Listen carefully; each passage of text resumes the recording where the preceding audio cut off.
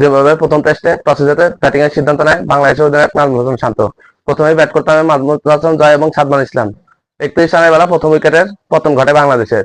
সাদমান ইসলাম out হয়ে যায়। সে 23 বলে 12 রান করে আউট হয়ে যায়। পরবর্তীতে মাহমুদ হাসান জয় 32 রানের দলীয় রানের সময় দ্বিতীয় উইকেট পায় মাহমুদ হাসান জয় 34 বল খেলে আউট হয়ে যায় 13 রান করে। পরবর্তীতে মইনুল হক নামে মইনুল হক যদিও প্রথমেই উইকেটে সুযোগ দেয়, কিপার হাতে ক্যাচ দেয়, কিন্তু কিপার ক্যাচটি ধরতে ব্যর্থ, যার কারণে পরবর্তীতে মইনুল হক ভালো খেলে। মইনুল হক 46 বল খেলে 21 রান করে নট আউট আছে এবং নাজমুল হোসেন শান্ত 43 বল খেলে 30 রানে নট আউট হয়েছে। প্রথম সেশন শেষে বাংলাদেশের সংগ্রহ 84 রান 2 উইকেটের বিনিময়ে। বাংলাদেশের শেষ পার্টনারশিপ 52 রানে পার্টনারশিপ নাজমুল হোসেন শান্ত এবং মইনুল হক নট আউট রয়েছে। আর এটা দেখলে প্রথম সেশনে জিম্বাবুয়ে এবং বাংলাদেশ দুজনেই সমান ভাগাভাগি রয়েছে, দুজনেই ডমিনেট করেছে, যদিও জিম্বাবুয়ের সাথে আরো ডমিনেট করেছিল বাংলাদেশের। আপনাদের কি মনে হচ্ছে?